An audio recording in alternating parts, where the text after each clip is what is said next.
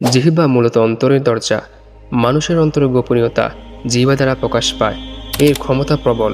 এটা মানুষকে সাফল্যের স্বর্ণ শিখরে আরোহণ করাতে পারে, আবার ধ্বংসের অতল গহ্বরে নিক্ষেপ করতে পারে। অধিকাংশ নেকি ও পাপের কাজ জিহ্বা দ্বারাই সংগঠিত হয়ে থাকে। গীবত, পরনিন্দা, কুটনামি, মিথ্যা ও অশ্লীল কথা, গালমন্দ ইত্যাদি জিহ্বারই কাজ। সুতরাং জিহ্বাকে সংযত রাখাই মানুষের জন্য অতীব জরুরি কর্তব্য। আল্লাহ তাআলা বলেন, সেদিন তাদের জিহ্বা, তাদের হাত ও পা তাদের কর্মের ব্যাপারে তাদের বিরুদ্ধে সাক্ষ্য দিবে। সূরা নূর আয়াত 24। অত্র আয়াত দ্বারা প্রমাণিত হয় যে মানুষের জিহ্বা পরকালে মানুষের জন্য কাল হয়ে দাঁড়াতে পারে। হাদিস শরীফে এসেছে, আবু হুরায়রা রাদিয়াল্লাহু তাআলা আনহু হতে বর্ণিত, তিনি বলেন, রাসূল সাল্লাল্লাহু আলাইহি সাল্লামকে জিজ্ঞেস করা হয়েছিল, কোন জিনিস মানুষকে সবচেয়ে বেশি জান্নাতে প্রবেশ করাবে? তিনি বলেন, আল্লাহ ভীতি ও উত্তম চরিত্র। এবং আরও জিজ্ঞেস করা হয়েছিল, কোন জিনিস মানুষকে সবচেয়ে বেশি জাহান্নামে প্রবেশ করাবে? তিনি বলেন, মুখ ও লজ্জাস্থান। হাদিস তিরমিজি 2135।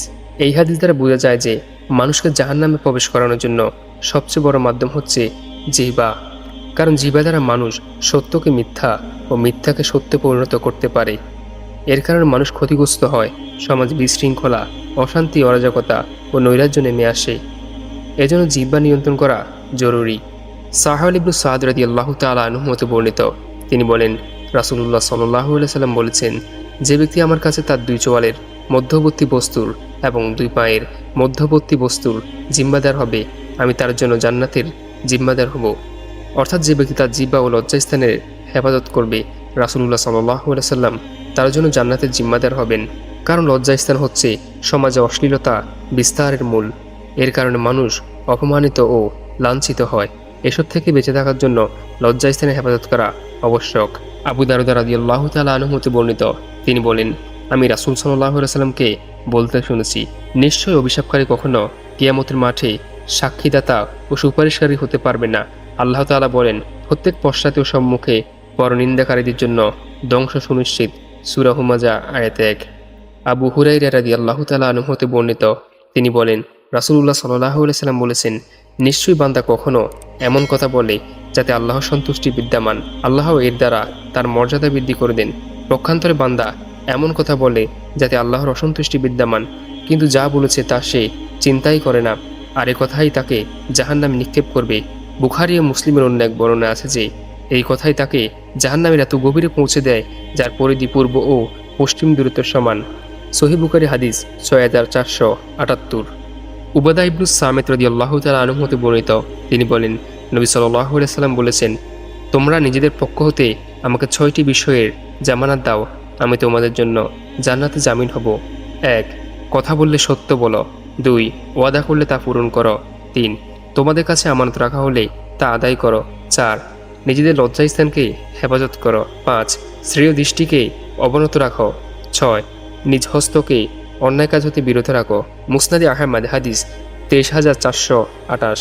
ইবনে উমর রাদিয়াল্লাহু তাআলা আনহু হতে বর্ণিত, তিনি বলেন, একদা রাসূল সাল্লাল্লাহু আলাইহি সাল্লাম মিম্বরে আরোহণ করে উচ্চস্বরে বললেন, হে ওই লোক সকল যারা মুখে ইসলাম গ্রহণ করেছ কিন্তু ঈমান তাদের অন্তরে পৌঁছায়নি, তোমরা মুসলমানদেরকে কষ্ট দিও না, তাদেরকে বর্ষনা করো না এবং তাদের দোষ ত্রুটি অনুসন্ধান করো না। কেননা যে তার মুসলিম ভাইয়ের দোষ ত্রুটি অনুসন্ধান করে বেড়ায়, আল্লাহ তার দোষ ত্রুটি অনুসন্ধান করবেন, আর আল্লাহ যার দোষ ত্রুটি অনুসন্ধান করবেন তাকে অপদস্থ করবেন, সে তার বাড়িতে অবস্থান করলেও। তিরমিজি হাদিস নাম্বার 2164। অন্য হাদিসে এসেছে, আনাস ইবনে মালিক রাদিয়াল্লাহু তাআলা আনহু হতে বর্ণিত, তিনি বলেন, রাসূলুল্লাহ সাল্লাল্লাহু আলাইহি সাল্লাম বলেছেন, আমাকে যখন মিরাজে নিয়ে যাওয়া হলো তখন আমি কতিপয় লোকের নিকট দিয়ে গমন করলাম যাদের নখ ছিল তামার, তা দ্বারা তারা নিজেদের মুখমণ্ডল ও বক্ষ আশ্রাতে ছিল। আমি বললাম, হে জিব্রাইল, এরা কারা? তিনি বললেন, ওই সকল লোক হচ্ছে তারা যারা মানুষের গোশত খেত, গীবত করত এবং তাদের মানহানি করত। হাদিস আবু দাউদ 4088। জিহ্বা ও লজ্জাস্থান কবিরা গুনাহসমূহের উৎস। কেননা মানুষ মুখ দ্বারা মিথ্যাচার ও গালমন্দ, ছগলখড়ি, ধোঁকাবাজি, গীবত, তোহমত, অভিসম্পাত সব ধরনের কবিরা গুনাহ করে থাকে, যে পাপগুলো অত্যন্ত জটিল, কিন্তু মানুষ এসব পাপ থেকে সাবধান হওয়ার ন্যূনতম চেষ্টা করে না। এগুলো থেকে বেঁচে থাকার জন্য আমাদের জিহ্বাকে সংযত করা আবশ্যক।